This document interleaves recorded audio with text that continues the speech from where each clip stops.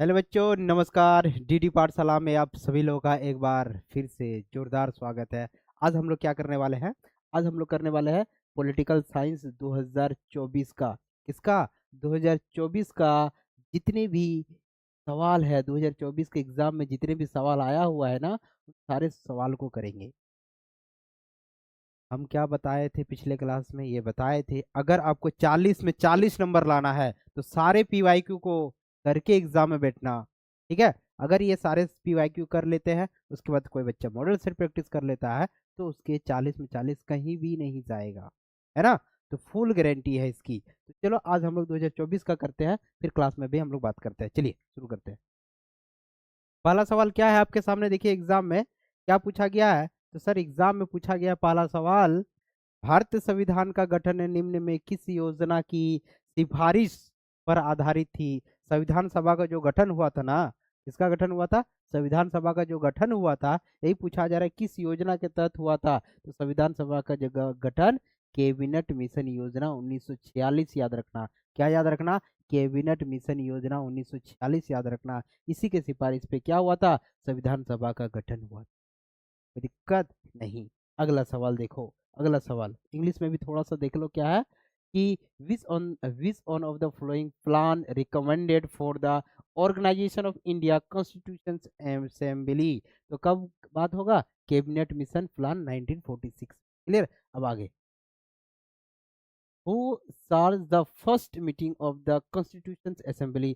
संविधान सभा का प्रथम बैठक की अध्यक्षता पूछ रहा है। प्रथम बैठक का अध्यक्षता किसको माना जाता है? तो देखो प्रथम बैठक की जो अध्यक्षता है, किसको माना जाता है? उसको मानते हैं डॉक्टर सच्चिदानंद सिन्हा। डॉक्टर सच्चिदानंद सिन्हा को संविधान सभा का प्रथम अध्यक्ष करने वाला व्यक्ति मानते हैं, क्योंकि उस वक्त चयन नहीं हुआ था स्थायी अध्यक्ष का। क्लियर? अगर पूछा जाए संविधान सभा का स्थायी अध्यक्ष कौन था, तो क्या बोलना है? डॉक्टर राजेंद्र प्रसाद। ठीक।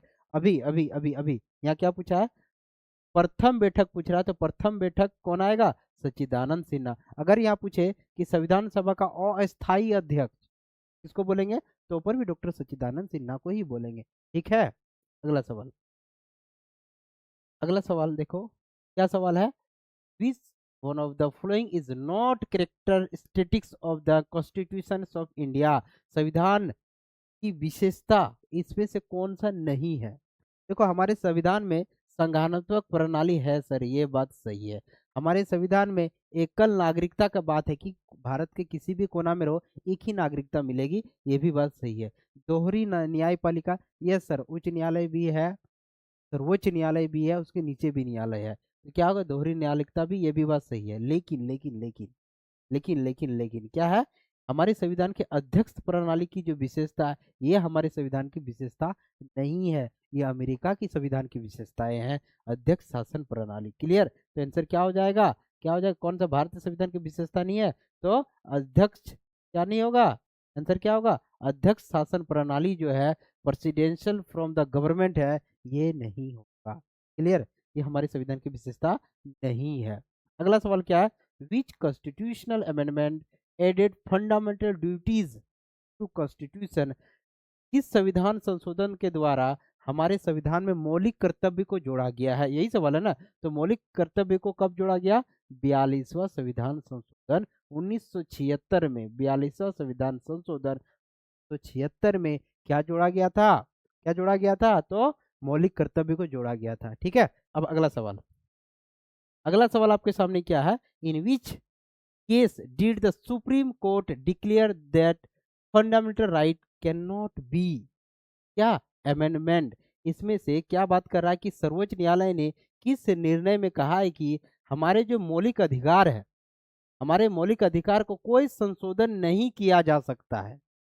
किस केस में ये बात हुआ था? ये केस में जो बात हुआ था, कौन सा केस में? गोलकनाथ केस में। कौन सा? गोलकनाथ केस में कहा गया था कि संविधान में मौलिक अधिकार में कोई भी संशोधन नहीं किया जा सकता था।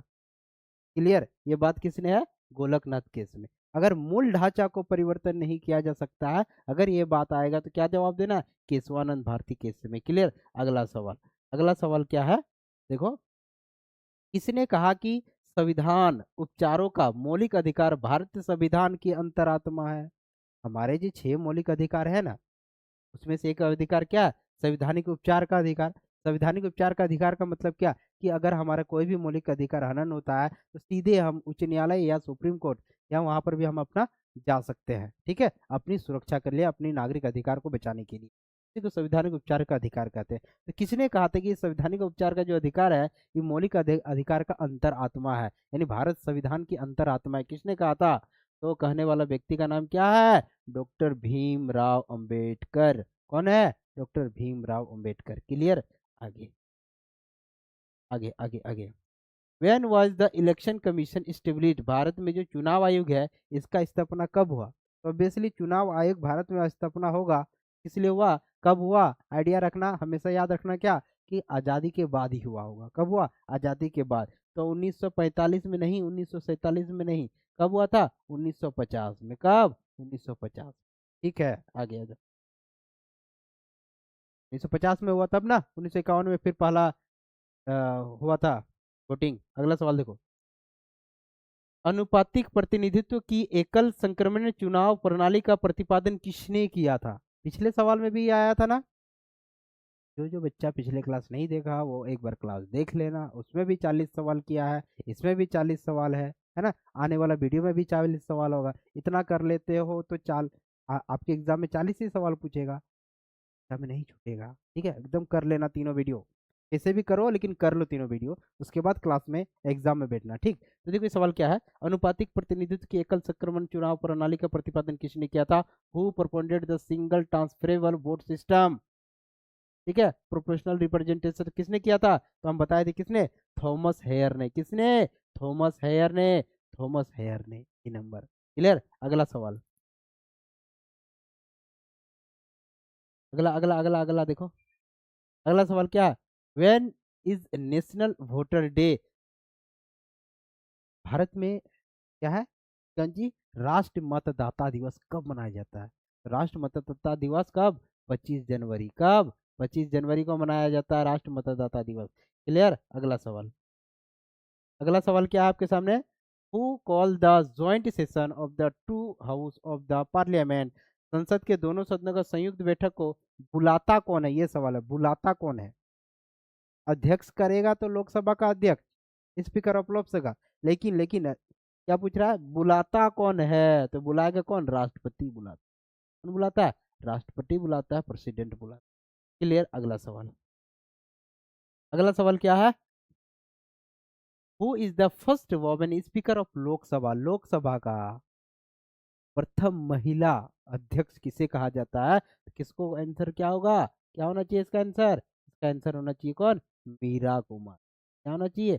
मीरा कुमार। ये एक महिला है। कुमार है इसका मतलब नहीं समझना कि लड़का है, महिला है। ठीक है, तो क्या है? मीरा कुमार प्रथम महिला कौन थी? लोकसभा का अध्यक्ष। ठीक, अगला सवाल, अगला सवाल। Who become the leader of majority party in the Lok Sabha? है ना, लोकसभा में बहुमत वाले दल का नेता कौन होता है? तो लोकसभा में मेजोरिटी पार्टी का अध्यक्ष कौन होता है? तो होता कौन? यहाँ का जो प्राइम मिनिस्टर होगा, जो प्रधानमंत्री होगा, वही लोकसभा का क्या होगा? प्रमुख नेता होगा। लोकसभा बहुमत का दल का नेता कौन होगा? तो प्रधानमंत्री। ठीक, आगे।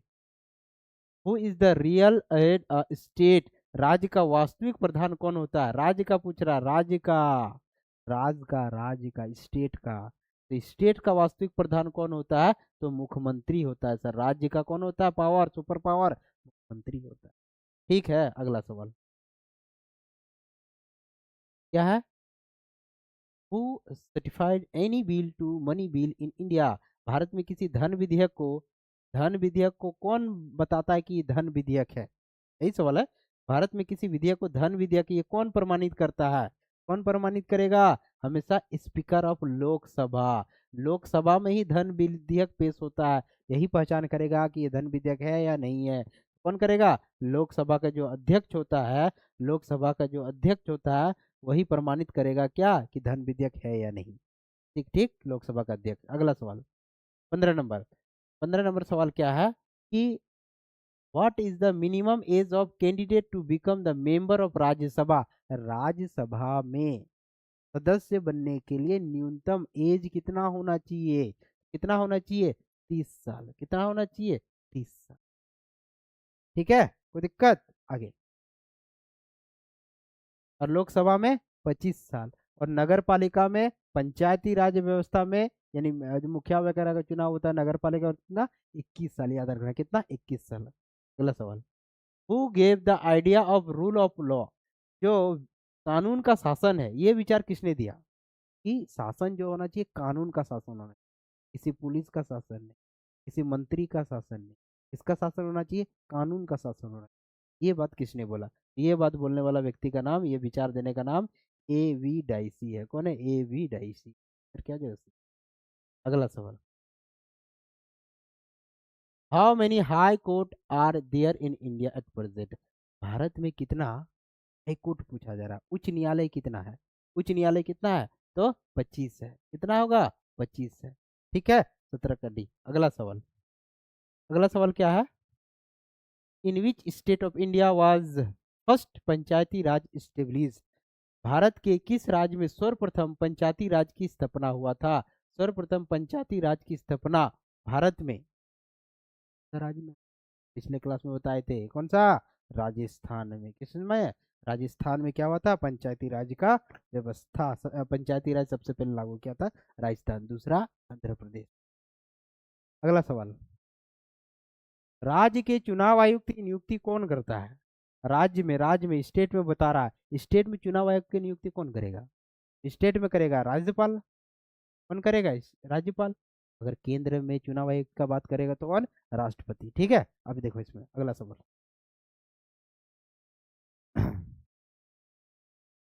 भारतीय संविधान का संशोधन का प्रक्रिया किस देश का प्रभाव है?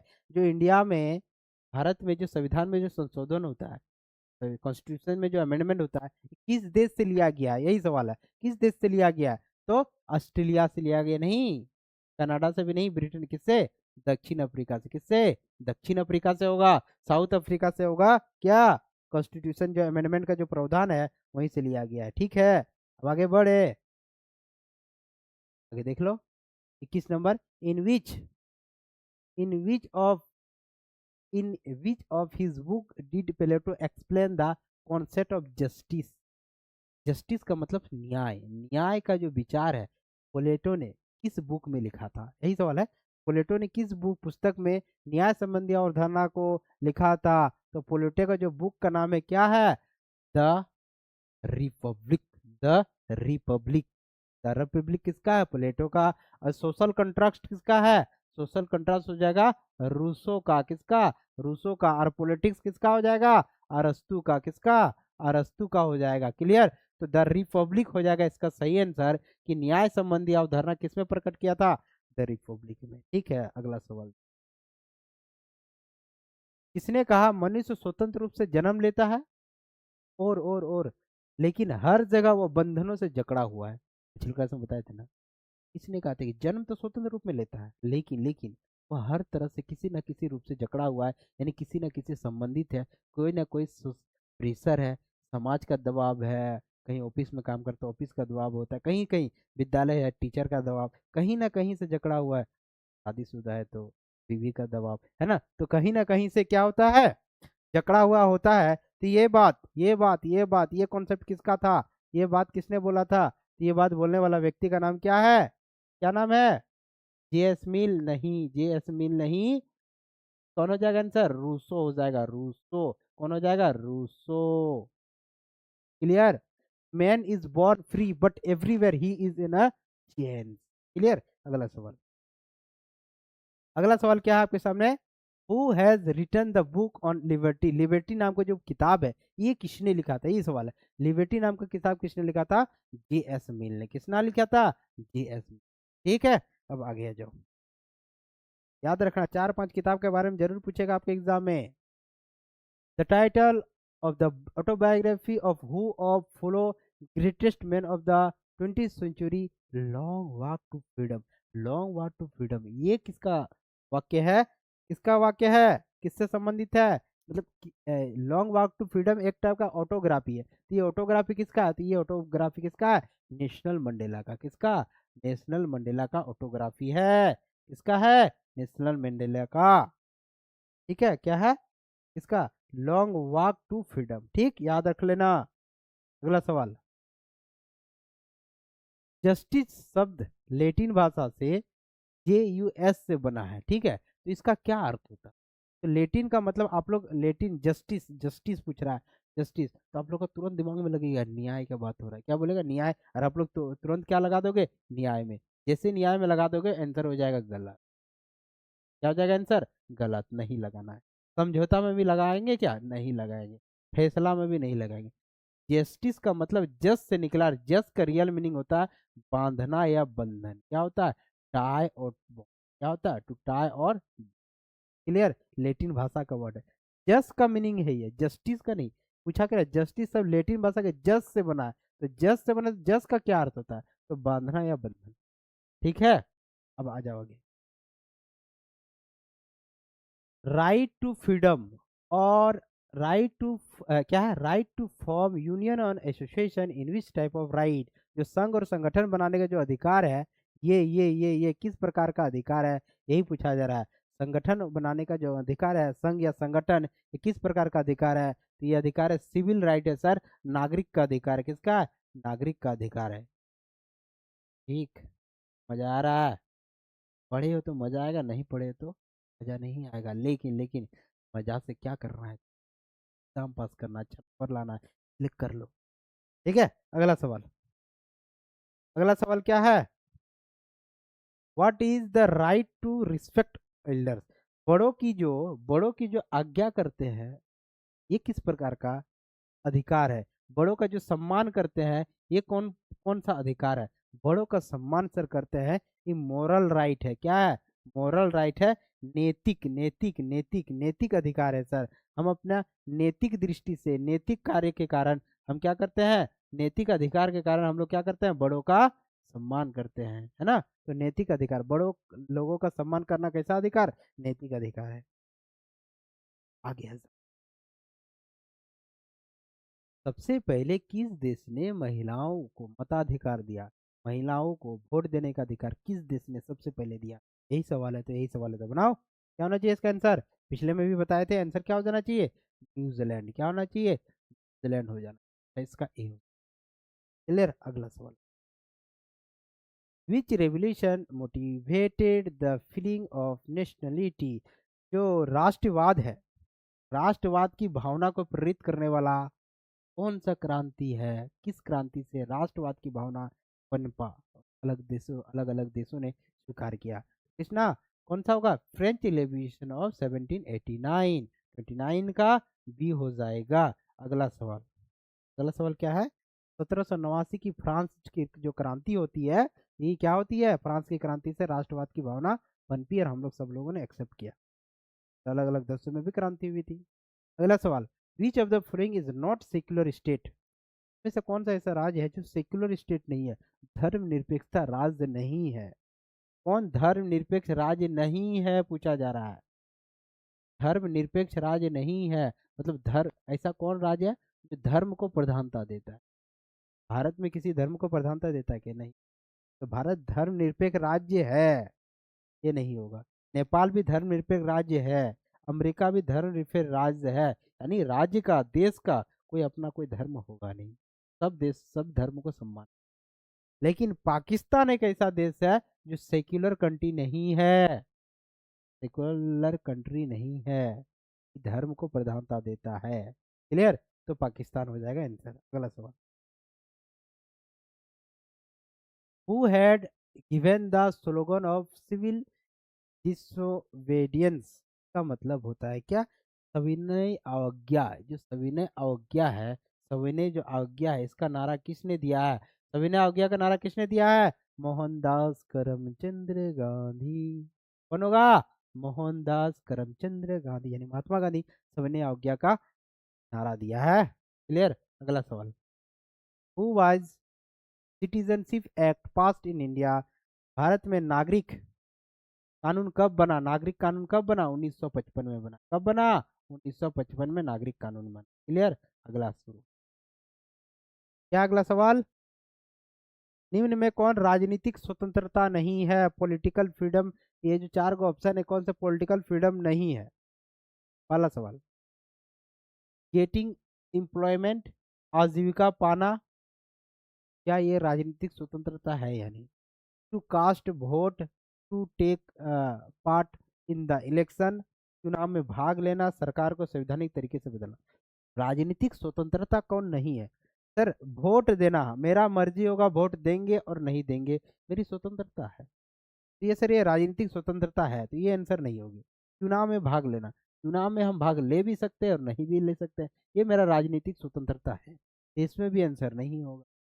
सरकार को संविधानिक तरीकों से बदलना, मेरा राजनीतिक स्वतंत्रता है, बदल भी सकते नहीं बदल सकते, ये सब राजनीतिक स्वतंत्रता है। लेकिन आंसर में क्या पूछा? नहीं है, तो नहीं है कौन? आजीविका पाना राजनीतिक स्वतंत्रता नहीं है। कोई दिक्कत? अगला सवाल,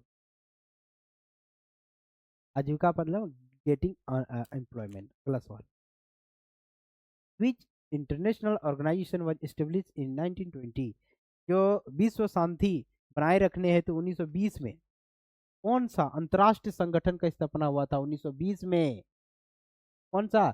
जो राष्ट्र संघ है 1920 में बना था।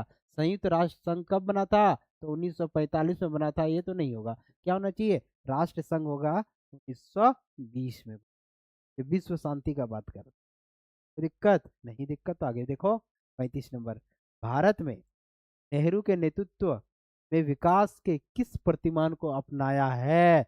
Which model of development was adopted in the leadership of Nehru in India? Nehru के किस विचार को? तो नेहरू का विचार था क्या?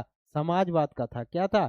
समाजवाद। लेकिन कैसा समाजवाद? कैसा समाजवाद? तो समाजवाद बोलना सर डेमोक्रेटिक सोशलिज्म सर, लोकतांत्रिक समाजवाद। क्या है? लोकतांत्रिक समाजवाद को अडॉप्ट किया।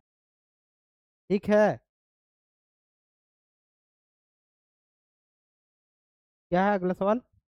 36 number, the best guarantee of political equality, जो राजनीतिक समानता का सर्वश्रेष्ठ गारंटी कौन सा है? राजनीतिक समानता का सर्वश्रेष्ठ गारंटी राजनीतिक समानता है सर, इसका सबसे सर्वश्रेष्ठ गारंटी तानाशाह नहीं सर, उच्चतम न्यायालय भी नहीं, क्या अभिजात नहीं, लोकतंत्र में राजनीतिक समानता का सर्वश्रेष्ठ गारंटी देता है। अगर लोकतंत्र है तो हम पूरी तरह से आजाद है ना? तो लोकतंत्र में क्या है? राजनीतिक समानता का बात करेगा, बाकी किसी में बात नहीं करेगा। When was the slogan of French revolution, फ्रांसीसी क्रांति का क्या नारा था? फ्रांसीसी क्रांति का नारा क्या था? पिछले क्लास में हम पूछे थे, फ्रांसीसी क्रांति का नारा क्या था? स्वतंत्रता, समानता, बंधुता, मतलब भाईचारा, यानी तीनों का तीनों आंसर हो जाएगा सही। ये क्या है? लिबर्टी, इक्वलिटी और brotherhood, all of these answer हो जाएगा। फ्रेंच रेवोल्यूशन फ्रांस क्रांति का नारा था। क्लियर? आगे सवाल 38 number, what was the basic need of social life, सामाजिक जीवन की मूलभूत आवश्यकताएं क्या है? सर मूलभूत आवश्यकता है हड़ताल करना, कोई जरूरी नहीं है हड़ताल करने, कोई जरूरी है क्या? कोई नहीं। शोषण नहीं सर, चिकित्सा नहीं, मूलभूत जो आवश्यकता है समाज में रहने के लिए हमारे अधिकार, हमें अधिकार है, अगर अधिकार है तो यही हमारा जरूरत है ना? सब चीज जो हमारे संवैधानिक अधिकार है हमें वो मिल जाए तो हम मानेंगे कि सामाजिक जीवन मेरी पूरी हो रही है। क्लियर? अगला सवाल, who wrote the book A Theory of Justice, justice, theory of justice नाम की पुस्तक किसने लिखा? तो जस्टिस नाम का पुस्तक जॉन रॉल्स ने लिखा। कौन? जॉल्स रॉल्स।